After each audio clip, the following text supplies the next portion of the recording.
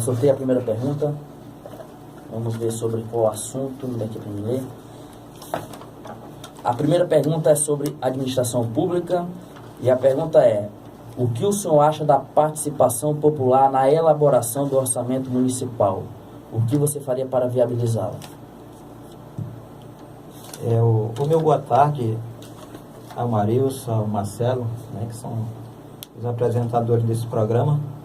Também meu boa tarde especial à minha família, ao meu companheiro Moraes e a todos os ouvintes da Rádio Cultura. O orçamento participativo é de suma importância, aliás, o orçamento do município é de suma importância que tenha a participação da comunidade na discussão das elaborações das propostas orçamentárias. Já é exigência legal que assim se faça. Acho que uma proposta orçamentária daquilo que precisamos fazer para o bem da população, para o desenvolvimento da cidade, nós não podemos desenvolver sozinhos, porque a nossa ideia pode não ser tão boa e pode ser aprimorada com a ideia de uma maioria. E a comunidade, ainda que seja através de representantes, mas através de uma discussão mais ampla, é com certeza primordial. E a gente viabilizar isso não é tão difícil. E eu vejo até, Maurício e Marcelo, a situação mais importante ainda é do plano plurianual de investimento. Muito mais ainda a participação da comunidade tem que acontecer, porque você vai fazer um plano plurianual de investimento que vai servir para 4 anos seguintes.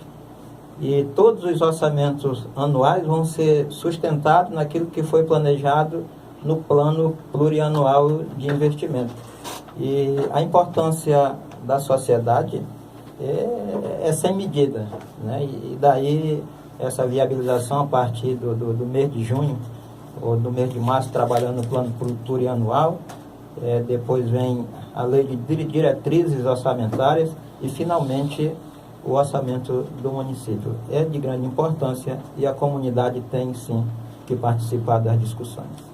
Isso aí, mais uma pergunta, por favor. Pode tirar. Mais uma pergunta. Próxima pergunta é sobre cultura e turismo. O que o senhor acha para transformar as festas tradicionais de nosso município em um evento turístico de importância regional?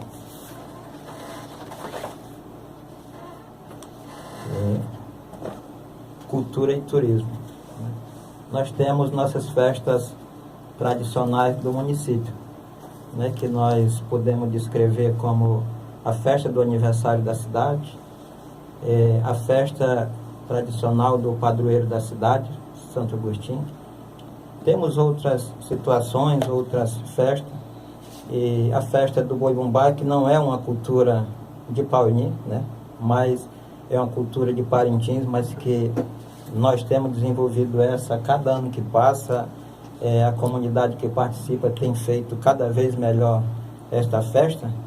E então a importância de traduzir isso numa situação, num atrativo turístico, eu acho que inicialmente nós temos que melhorar a estrutura da nossa cidade, trabalhar na questão da limpeza, a cultura da nossa população, para que a cidade tenha esse atrativo de trazer pessoas, a população dos nossos municípios vizinhos, e com isso, a cada ano, eles vão sentindo esse desejo de participar, entendendo que a nossa cidade é uma cidade que abraça, uma cidade bonita, mudar a situação em que está, porque na forma como está, podemos fazer a festa mais bonita que seja, mas se o turista vir hoje, ele não vai querer vir amanhã, se ela não mudar de situação. Então, uma das situações principais que eu entendo é nós mudarmos, melhorar a infraestrutura da cidade, a limpeza da cidade de um modo geral e criar esses atrativos para que as pessoas possam nos visitar. O calendário do município, o calendário a respeito destas festas tradicionais, ele já existe. Então, com isso, nós devemos manter o nosso bom relacionamento com as instituições do Estado e outras instituições de outras esferas, para que nós possamos angariar recursos, fazer através de convênios ou contratos diretos do Estado, para que possa facilitar na realização de boa festa e desenvolvermos o turismo no nosso município. Muito bem, mais uma pergunta, por favor. Mais uma sobre a administração pública. Qual é a sua opinião sobre o número de secretarias em nosso município e sobre as funções que elas desempenham? Quais as secretarias que o município deve ter e como elas devem ser administradas? Secretarias no nosso município. O nosso município é um município de médio para pequeno. Nós temos, salvo engano, nós temos 10 secretarias no município de Pauini.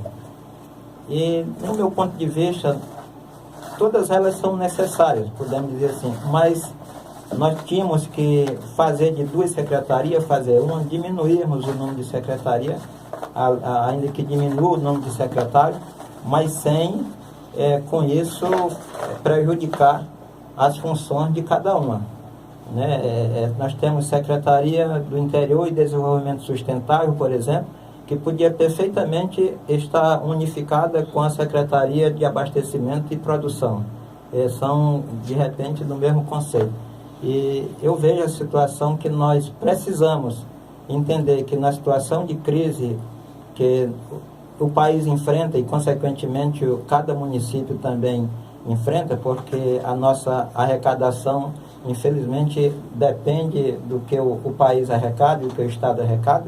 Então, nós precisamos cortar na pele, como já diz outros políticos por aí, e nós diminuirmos o número de secretaria. Esse é meu ponto de vista. Agora, como elas desenvolvem, nós precisamos entender que cada secretário deve ter 100% de confiança do prefeito, do chefe do executivo, e cada um deles possa ter o mínimo de condições para desenvolver o seu trabalho em cada uma das suas pastas, das suas secretarias, porque isso não é privilégio dessa administração, mas a concentração de trabalho no gabinete do prefeito, eu não acredito não é o correto. Eu acho que cada secretário tem que apresentar o seu plano de trabalho anual, apresentar ao prefeito, o prefeito aprovar ou não aquele plano e ele ter plenas condições para desenvolver aquele plano de trabalho na sua secretaria com 100% de confiança do prefeito e ver o resultado. Se não der resultado, infelizmente tem que tirar aquele e colocar o outro, mas o resultado tem que acontecer. Mais uma pergunta.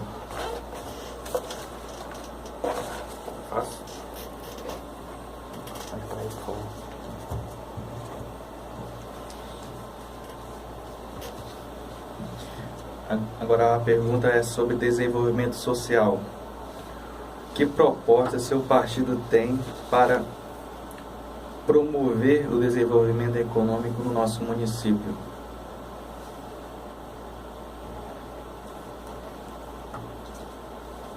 Desenvolvimento econômico. Município pequeno, tem gente que fala, o município tem que investir nisso, investir aquilo. Realmente, a gente tem que investir buscando fontes de investimento, recurso nas esferas do Estado ou da União, e para que a gente possa desenvolver, socialmente e economicamente o nosso município. Desenvolvimento econômico e social foi a pergunta. Eu vejo a necessidade, questão de desenvolvimento social, necessidade de nós criarmos alguns centros comunitários em bairros estratégicos, para que naquele centro comunitário possa haver o treinamento, a capacitação, o curso para as senhoras donas de casa, para os nossos jovens, no sentido de arte, no sentido de corte e costura e outros cursos, enfim, para que artesanato, para que essas pessoas possam fazer, aprender, fazer e dar movimentação naquilo que ele fez para que seus produtos possam ser vendidos entre a própria população, né? Nós temos foi desenvolvimento social e econômico, né? Isso. Nós temos também que criar a cidade digital, né?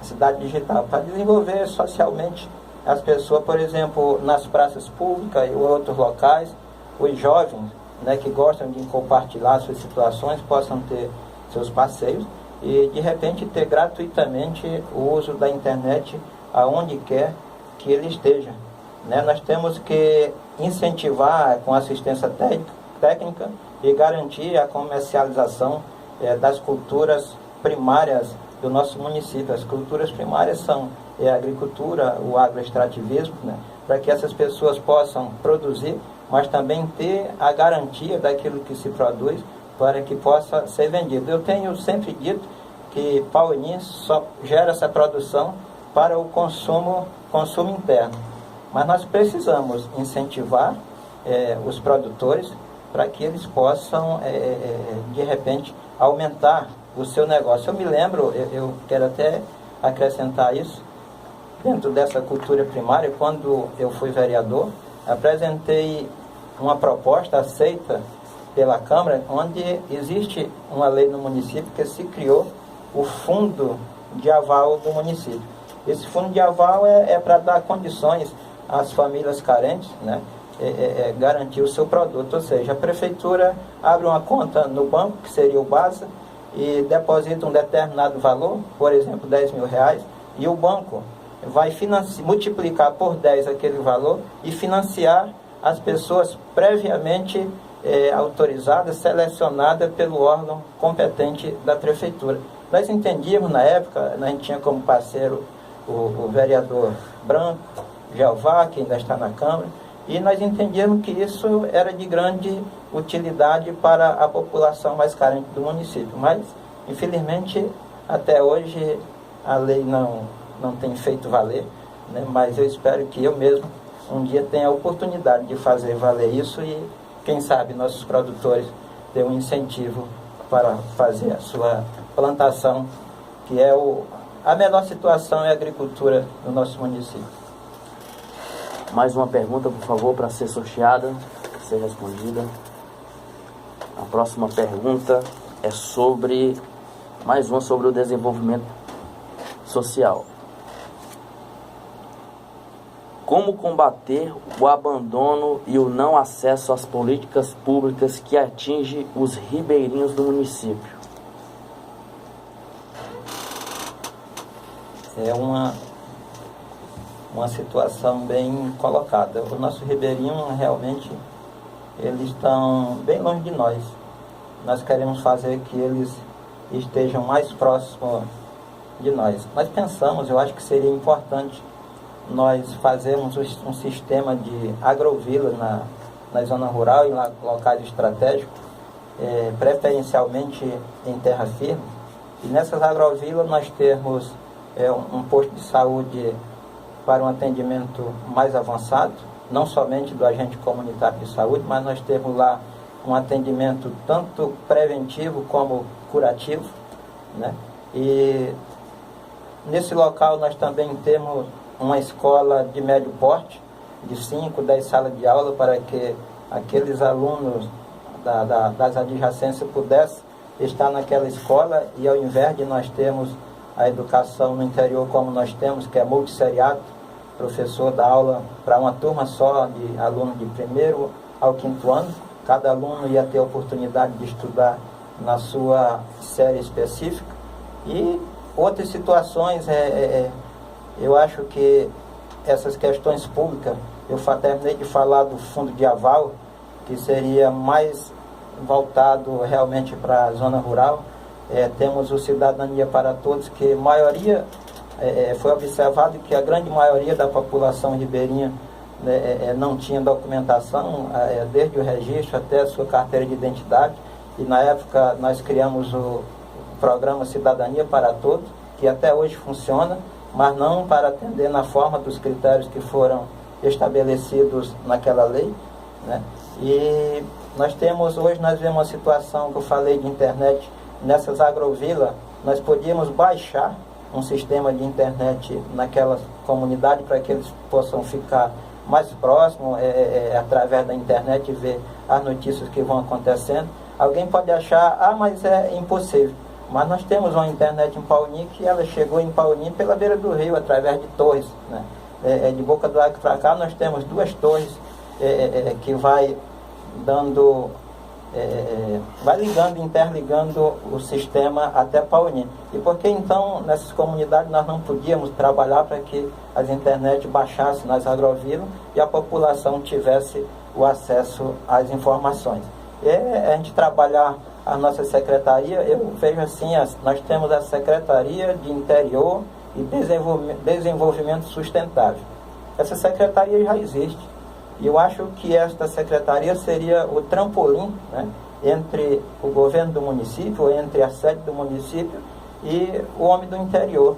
A secretaria podia funcionar com uma estrutura mínima ou uma estrutura necessária, com a equipe comprometida com o homem do interior, fazendo viagens e lá fazendo diagnóstico de cada situação, a respeito da saúde, a respeito da educação, a respeito do social, e trazer seu relatório para cada uma dessas secretarias para que eles pudessem dar uma atenção melhor ao nosso povo ribeirinho. Estamos com quase 17 minutos de entrevista. Agora a 6ª pergunta, por favor. Vamos lá. Mais uma sobre administração pública. Qual será o critério que o senhor usaria para compor uma eventual equipe de governo? É muito simples.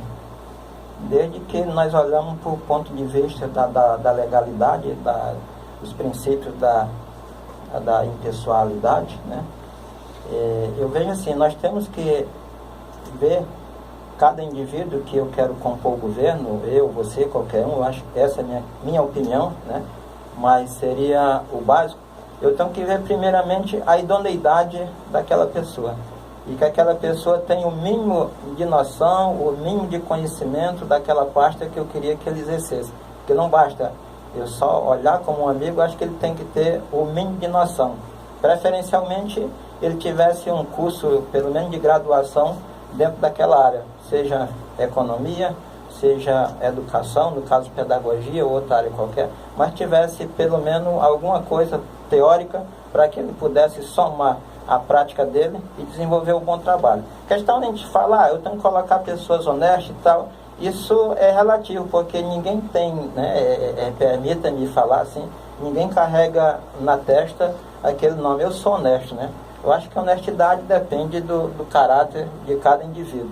Então eu vejo assim, eu acho que você tem que colocar pessoas que sejam idôneas, tenham noção, conhecimento daquilo, consciência, aliás, daquilo que ele pode e não pode fazer, né? E procurar desenvolver um trabalho, o prefeito tenha 100% de confiança nele. Eu acho que esse é o básico, né? Para que a pessoa possa compor um governo e possa fazer o melhor serviço em favor da população. Traz um pouquinho a caixa mais para cá. Isso. Mais uma pergunta. Próxima pergunta é sobre assistência social. Como resolver os problemas de moradia desordenadas que existem em nossa cidade?